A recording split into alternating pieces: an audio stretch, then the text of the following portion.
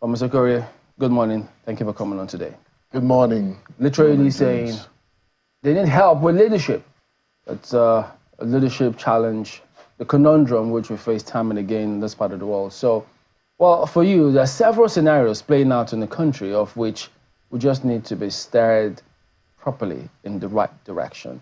What is it that we seem to be missing about leadership? So the interesting thing is there's deficits of transformational leaders. Transformational leaders in the regulatory institutions, transformational leaders in the businesses, transformational leaders in just all segments of the Nigerian economy. Because just defining the concept of transformational leadership can explain the implication when there's lack of it. Transformational leadership, in my own word, is that approach of leadership that focuses, that places premium on human beings,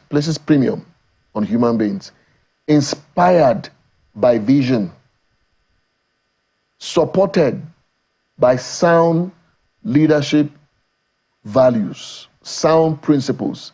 And it is these principles that changes the leader, that also changes the followers. In fact, the followers now begin to transform and think like the leader.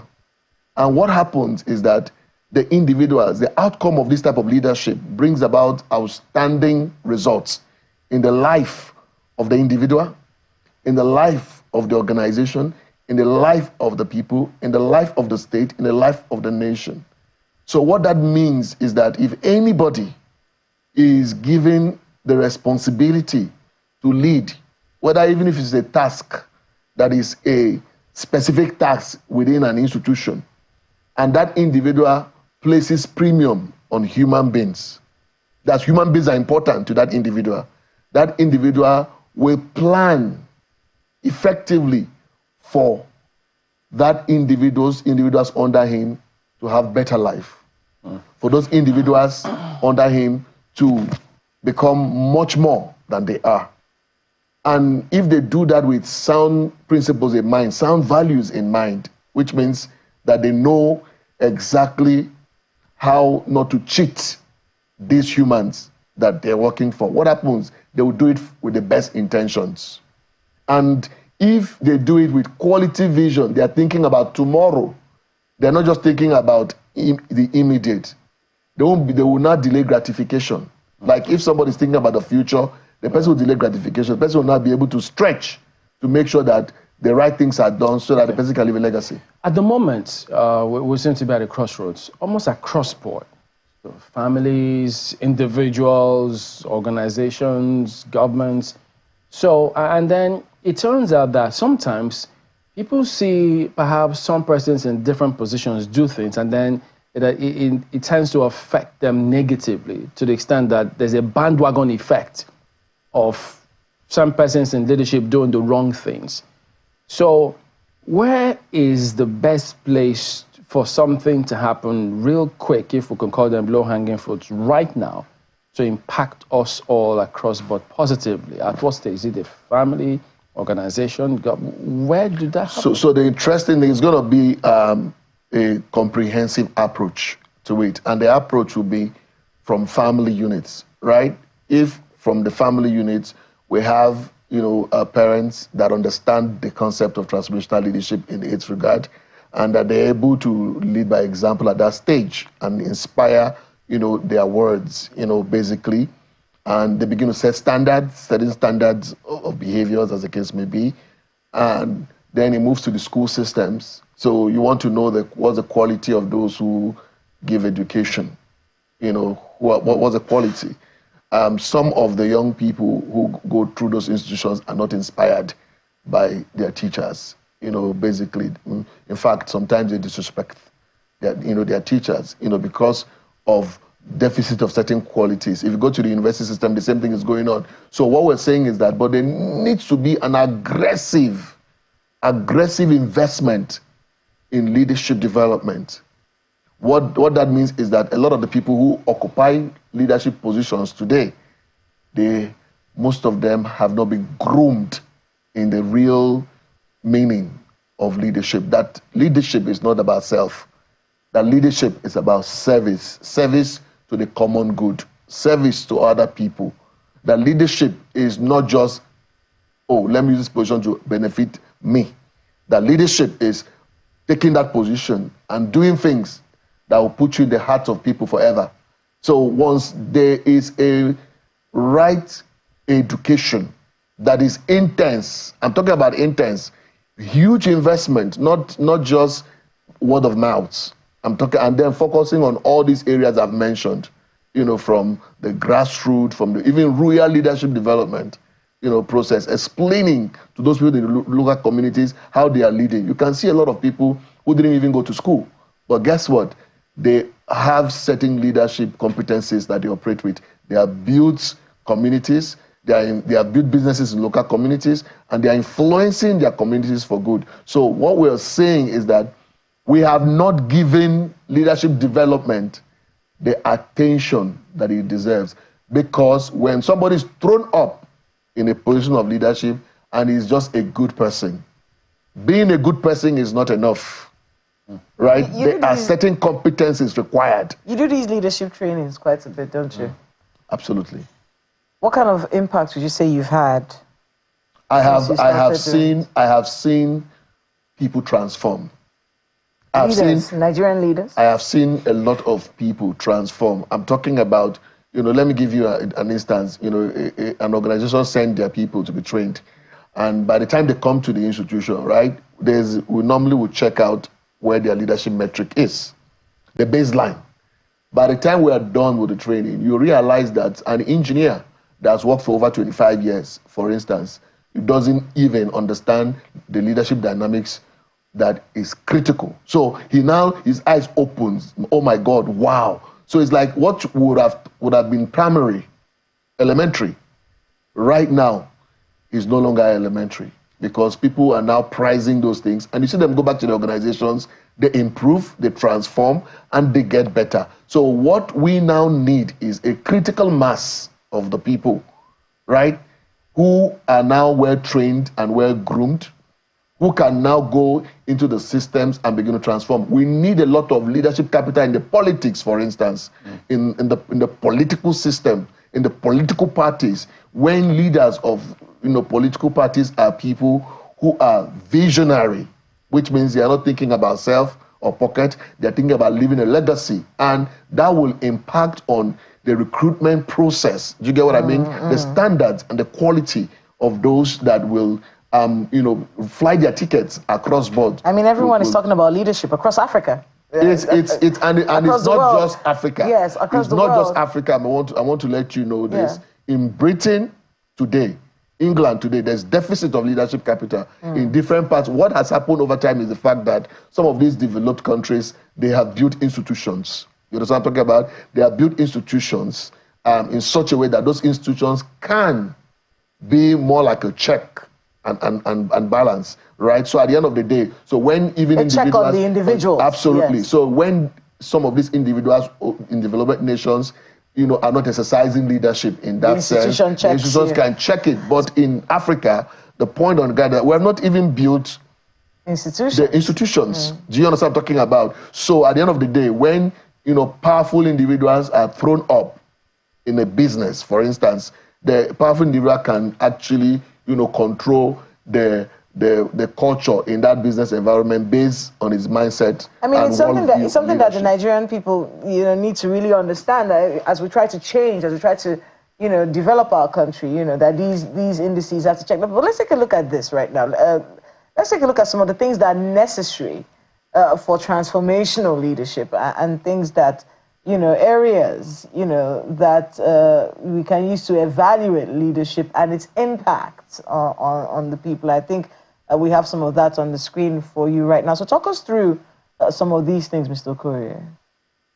We're looking at leadership, transparency, corruption and anti-corruption efforts, effective governance, economic management, policy implementation, and security challenges. So absolutely. So if you look at all of those, if I come into an institution, I want to study certain metrics. For instance, I want to know what's the quality of vision and planning in this institution. So when you have a leader who is driven by long-term thinking, is thinking about the future of the organization in 10 years, in 20 years. So that leader stretches and ensure that everybody in that organization will get to understand the purpose of the existence of that organization. And then if it's a tenured system, there are priorities, for instance, that they might want to be able to accomplish. And the vision is shared. It's a shared vision. And everybody in the organization there's a sense of urgency.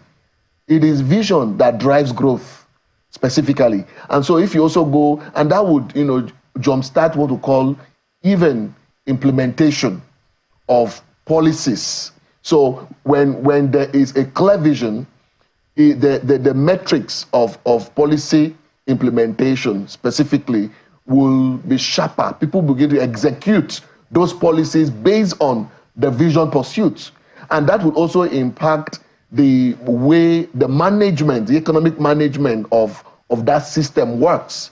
You understand what I'm talking about? And so people will begin to consult widely, because the leader is a consensus builder. The leader is somebody who, says, I know nothing, right? And he begins to go, who are the best we have? Who are the best people we have in this country? Who are the best people we have in this organization? And begin to pull them together and begin to utilize them to be able to get things done. So in that context, nobody is bringing somebody to the table because that individual is my brother. That the person is coming to the table because the individual, is first of all competent.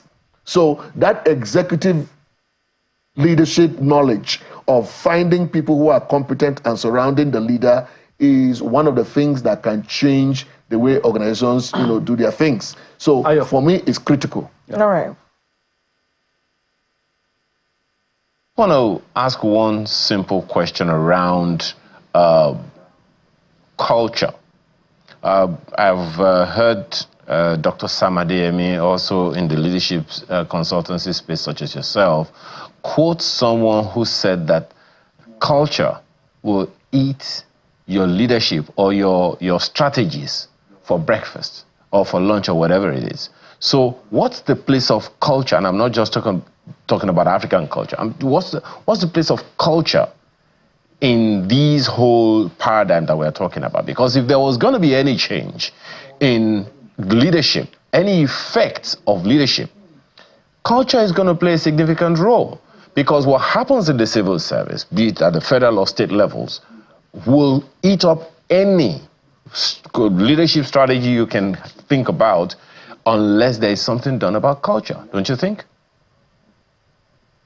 I mean, I agree with what you're saying, absolutely. So when the vision is actually in place and it's a pointer, the next set of things that follows will be core values of the institution. And if the leader is a quality leader and the leader has certain core values that he respects, now it is the responsibility of the leader, to actually ensure that the people within that organization would imbibe those core values.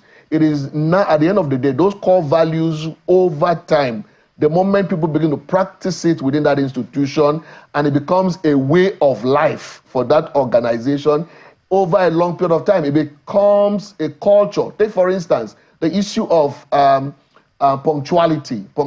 And if an institution, enables every member of the organization practice coming early to work, coming early for meetings, and all of that, and over a period of time, if everybody imbibes that, then it will be strange in that organization if somebody comes late. It's just like going late for a meeting in Japan, because in Japan it has become culture for people to respect time, and because they think that if you respect my time, then you respect me. So that also is something about excellence within the organization. Over a period of time, it becomes excellent. Now, my question will be that, does culture matter? Yes, culture drives growth.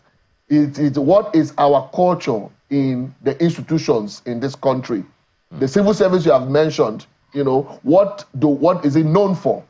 Can we transform the civil service to now begin to celebrate things like excellent, things like, everybody committed to respecting time and getting the job done, being result-driven. Just a quick one, Mr. Okorie, before we go, my sincere apologies, and I think I quite understanding and agree with a number of things you've said significantly.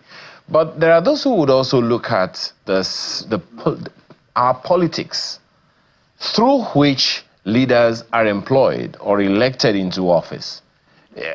Should we wait until they get into office before we start talking about these leadership initiatives that you're talking about? Or do you think it is something that should be a part of the recruitment process, our leadership recruitment process at the national or state levels? How do we do that, seeing that the political parties themselves are the way they are? So the interesting thing is that if we start a comprehensive process of ensuring that our educational system, have core set of values for leadership development, it is a research-driven, institutionalized process where people start early in their lives. For instance, student union government, I was student union government president. And, being in the university, I actually know that there are a lot of all of the bad behaviors in politics, specifically. Most of it started, in the universities where, people are giving to taking monies that do not belong to them over time, and they're living above their means and things. It has become part of their life. So they grow up and they say, I want to be a politician, in that particular sense. So if we invest heavily, I'm talking about investment, in training. Training is critical. So you're talking about spending billions in training. Yeah. If we talk about training in this country, most people play down on training. If we have a comprehensive curriculum to teach a leadership education in our institutions of higher learning, in our secondary school, there are clubs promoted there, and it becomes part of our system, we will grow a culture. Is there any current training program from maybe Gordon that people can attend to get some of this? Oh, yeah, absolutely. So at the Gordon Leadership Center, we offer several leadership training programs, but more particularly at the moment is the National Leadership Conference, where we are bringing 1,000 people from all over the country.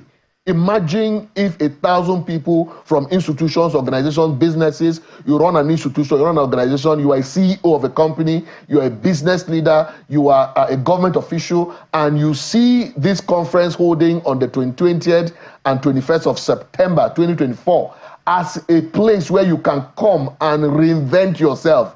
Reinvent your leadership physically, yes, absolutely. Reinvent your leadership capital, because we're attracting some of the best minds in the world. People like Brian Tracy. Brian Tracy is one of the best in corporate leadership with over 80 books to his name. And the guy who wrote, Eat That Frog, right? He's going to be there physically? He's going to be there via, live, but online, right? He's going to be there live. Okay. And you can ask all the questions you can. But we're going to bring in Michael Roberts live. He's going to be present live. I mean, this is an American billionaire who has built business through a very deprived Black community and has succeeded in America to build businesses and all of that. And all of these people are going to be coming from all over the world, and they will be in Nigeria. 1,000 of them is going to be massive. So that sounds a lot. Yeah, absolutely. All right, we'll look forward to that, and hope that at least we'll get a lot of desired change that we all require in this country from conferences and programs like this one. Linus Okorie, CEO, Gordon Leadership Center, thank you for coming, and all the best to you for that conference.